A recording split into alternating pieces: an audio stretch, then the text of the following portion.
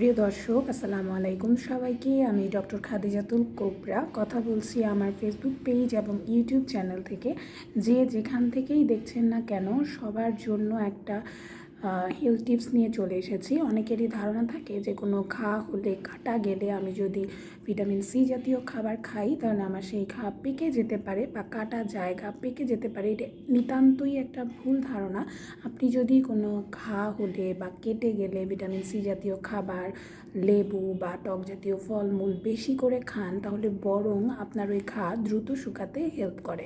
তাই সাধারণত কিন্তু আমরা সাজেস্ট করে থাকি কোনো ক্ষত শুকানোর জন্য ভিটামিন সি জাতীয় খাবার বেশি করে খেতে, এবং এক্ষেত্রে কিন্তু আপনার ইমিউনিটিও বুস্ট আপ হয়।